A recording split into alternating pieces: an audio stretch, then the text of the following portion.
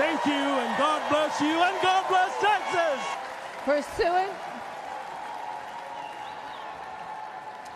Pursuant to the announcement of the delegation and the rules and procedures of this seen as something very, admired in the Trump circle. We also talk a lot about J.D. Vance as a member and connected to the working class, but I've also talked to those close to him who believe that he could also have an appeal to the suburbs, given, of course, his educational connections, and that's something that we saw in his Ohio race.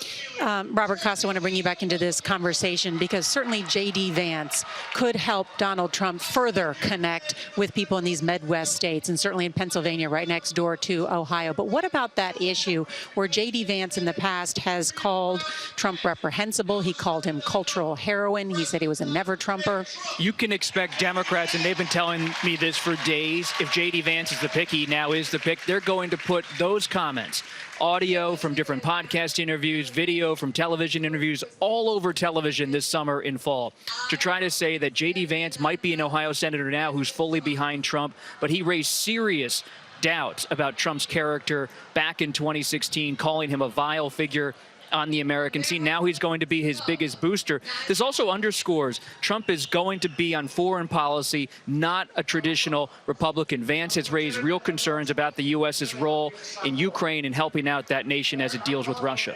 And we should note we are live here at the Republican National Convention in Milwaukee, and we are just moments away from when President Donald Trump becomes the official nominee of the Republican Party. This is the third time in a row that Donald Trump becomes the GOP nominee, cementing his hold on this party. And this has taken on a much different tone here because of this weekend's attempted assassination attempt on the former president. You can hear behind me, this is the roll call essentially that is underway at this hour. See the number there, 993. To officially get the nomination, he'll need 1,215 delegates. And so each state gets to stand up and pledge their delegates. It's one of the most important parts of this convention because these delegates, of course, spend a lot of time. They are party leaders and activists, and this is a special moment, a sort of a celebratory mood here. So let's go right down to the convention floor where these states are pledging their delegates. That's where Tony DeCopel is. And Tony, the news of Donald Trump's vice presidential pick, I'm sure, is rippling through the delegates. Yeah, it sure is, Nora. We've got Ohio over to our right. They're going crazy. They're very happy, of course. Florida here is going to have the honor of being the state that puts Donald Trump officially over the line to make him the nominee for 2024. I'm here with Javante, another proud Florida man along with myself. What does it mean to you, Javante, to have the honor of being part of the delegation that will put Donald Trump on the ticket officially here in a moment or so? Well, with Trump's home state being the great state of Florida, Florida's clearly leading the way, and we're the state that that's leading the nation right now, too. So it means the world to us that we're the ones that's going to push Trump over the edge. Are you disappointed even a little bit? Would you acknowledge it that Marco Rubio, your state senator, is not the VP pick? No, sir. I think we're going to get behind President Trump and what he wants. He's the leader of the party right now, and that's where we're going. How would you describe the energy, the mood, the feeling here on the floor? This is electric. One of them dead cars that Biden's got from the electronic battery bull crap. You could charge one of them cars with electricity in this place. Nora, I'm here to show you that in Florida, they wear cowboy hats as well. I'll send it back to you. Tony DeCopel from the floor there was certainly the mood there. Let's listen to Elise Stefanik. State. It is my honor as representative for New York's 21st Congressional District, House Republican Conference Chair, on behalf of the 91 New York delegates to the Republican National Convention, we proudly cast all 91 votes for President Donald J. Trump.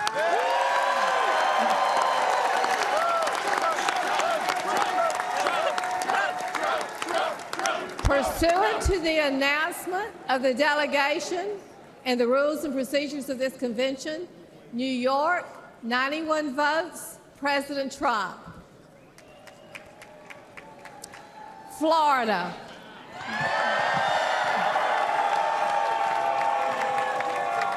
Florida, 125 delegates.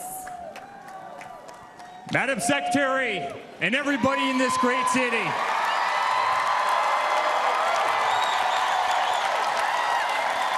On behalf of our entire family, and on behalf of the 125 delegates in the unbelievable state of Florida, we hereby nominate every single one of them for the greatest president that's ever lived, and that's Donald J. Trump. Hereby declaring him the Republican nominee for President of the United States of America.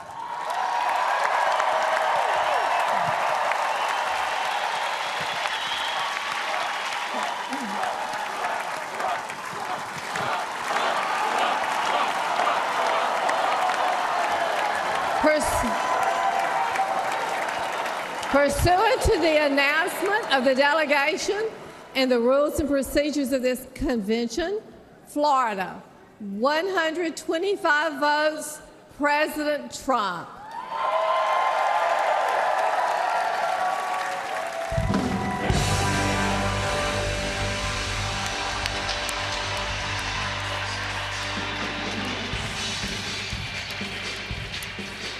You can hear it now, the applause and celebration here in Milwaukee, Wisconsin.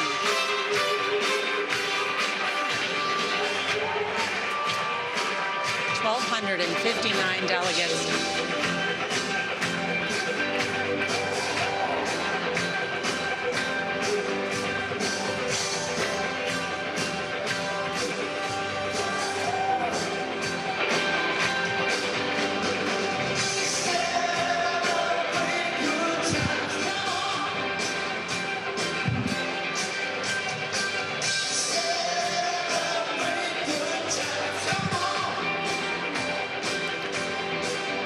We're inside, many people dancing to this song, celebrating their nominee for President, Donald Trump.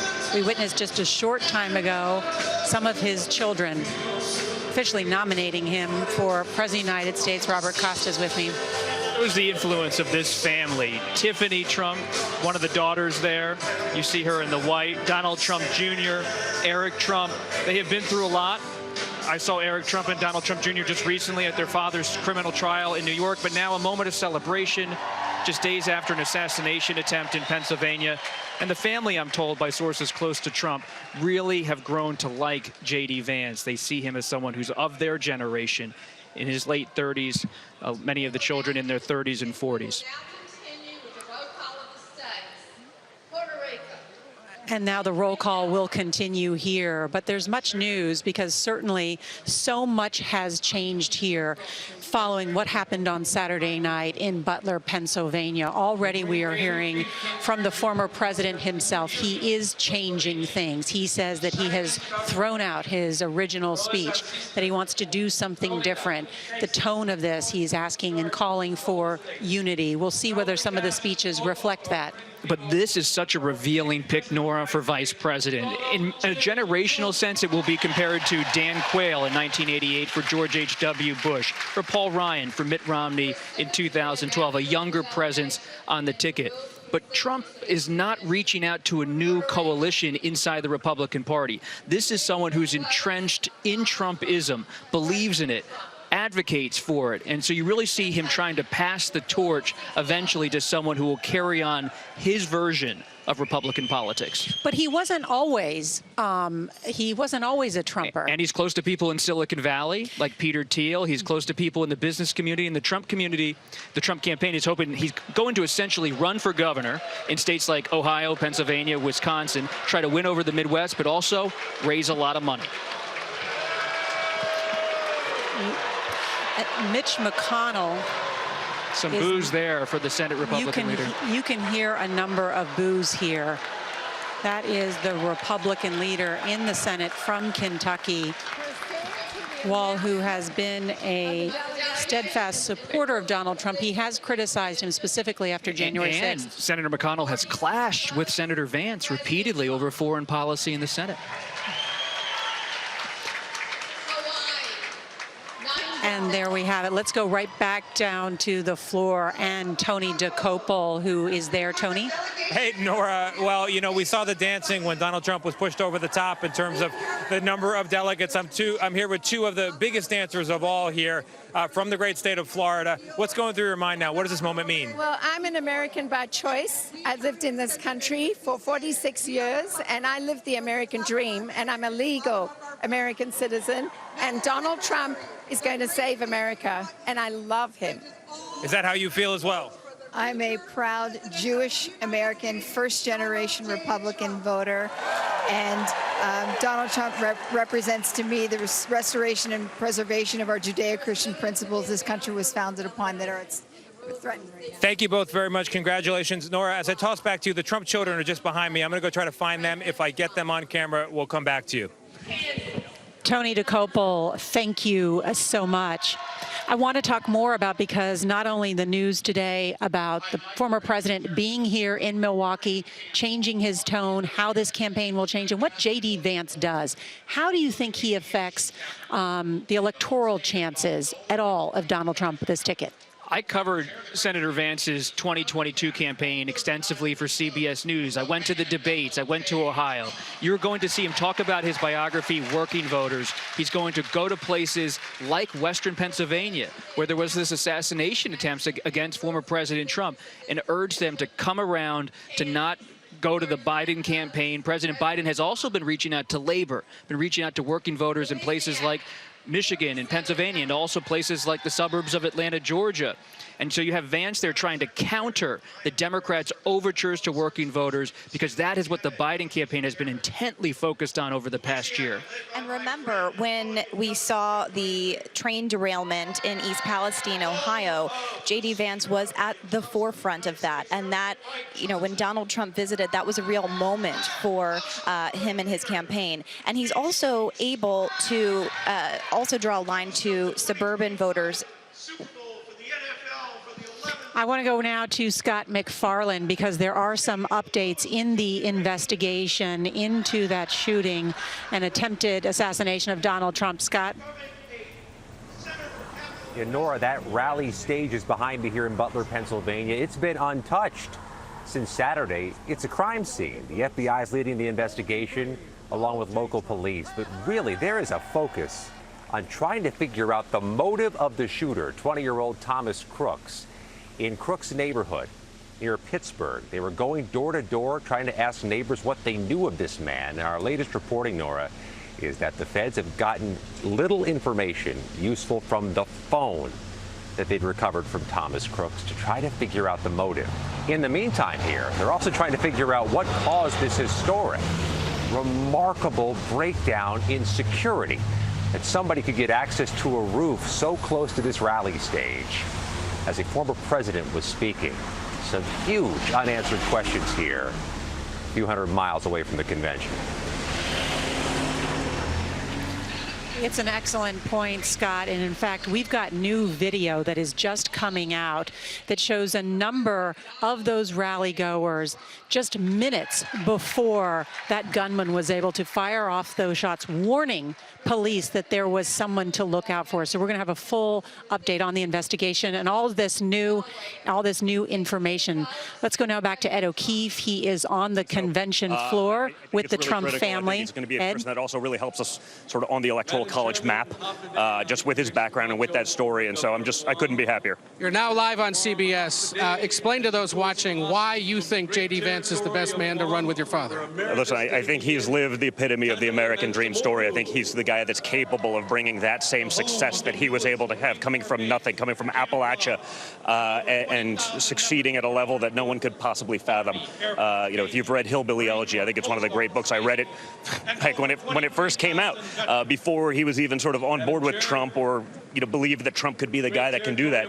He's just been an incredible fighter ever since he saw that it was real, and that kind of energy for the movement, for the country, for jobs, for world peace. I couldn't be happier. I'd be remiss if I didn't ask. It's been a heck of a 48 hours for your family. It has. How is your father? How are your siblings? How are you processing this? It was interesting. It was the first couple hours after I heard about it. It took me about 90 minutes before I could even get a hold of him and get any real news what was actually happening. So that was sort of crazy, and managed to get my kids together. It was Saturday evening. I was with my children, and that was sort of odd. But it was actually far more somber after a couple hours. Even once I spoke to him and he was okay, and we were almost even joking about it. I just said, "Hey man, when he got up, defiant, to keep going and fighting."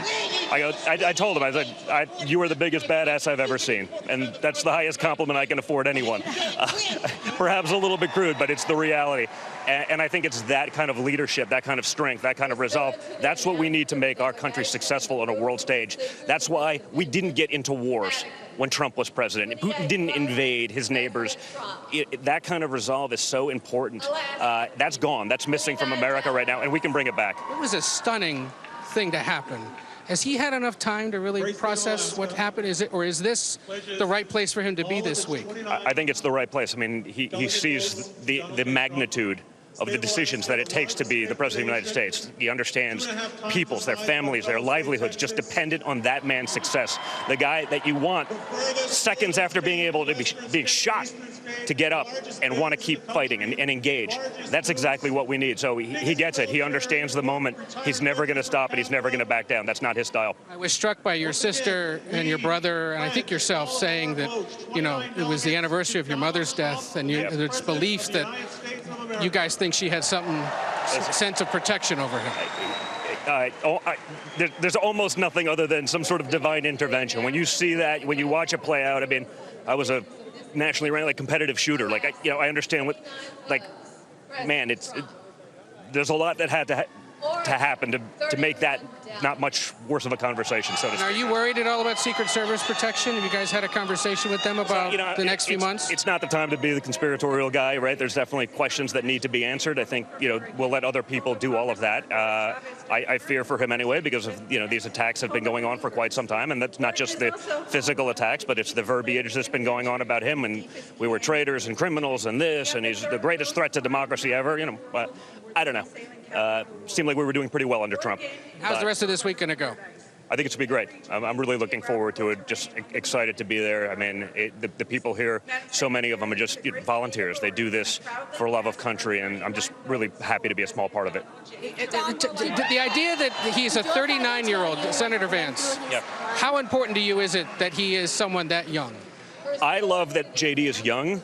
My father built Trump Tower at 37. You can be young and accomplished. I love that he's young because I see him as someone who can actually carry sort of that America First movement forward, not going back to the neocon, warmongering Republican Party of the past. It's about a new generation of Republican Party, and I think he's a young guy that can carry that. He can bring that message. He's the heir to the movement? Well, yeah, it's certainly one of them. I wish we had a bench of hundreds, but we don't. Maybe that'll expand. Maybe it'll continue to grow over the next 4 years. But I like so much about what he's able to do and the way he's going to be able to prosecute that case. I think it couldn't be more critical. Don Jr., thank you for taking the time. Appreciate it. Good to hear what you thought. Nora, it just happens to be where you are. He's walking by, and there you go. His reaction to the pick. He had a big influence over the decision, he says. No doubt. Ed O'Keefe with that great interview with DJT Jr., as he has known. The former president's son. Just want to update everyone. J.D. Vance, the senator from Ohio, has been chosen as Donald Trump's vice presidential candidate. J.D. Vance, 39 years old, turns 40 in August, considered a young pick. The author of Hillbilly Elegy, was an enlisted Marine, served in Iraq, then went to Ohio State, and then Yale Law School, and has talked a lot about his mama, who helped raise him and was a huge influence in his life. He's talked about poverty, drug abuse, connecting with the white working class. He's married to a very accomplished attorney in her own right. We've also heard from President Biden in just the last couple of moments reacting to J.D. Vance. President Biden tweeting, here's the deal about J.D. Vance. He talks a big game about working people, but now he and Trump want to raise taxes on middle-class families while pushing more tax cuts for the rich. Well, I don't intend to let them. And then he has a fundraising pitch along with that. So expect that debate to be joined this about the working class, who will benefit them the most with their policies. It's more for us to discuss here, as we are just 113 days away from Election Day. Our coverage is going to continue on CBS News 24/7, certainly on your local news, and we're going to have a full wrap up tonight on the CBS Evening News. And join us tonight for CBS News coverage of the Republican National Convention, beginning at 8 p.m. Eastern on CBS News 24/7, and then continuing at 10 Eastern on CBS News. This has been a CBS News Special Report. I'm Nora O'Donnell.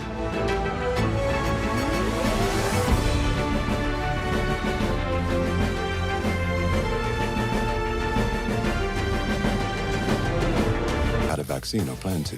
Emerge as you. Emerge Tremfiant. Ask your doctor about Tremfya. Swiffer Duster traps 4 times more dust. For clean, even mom approves of. That reach. Making hard to reach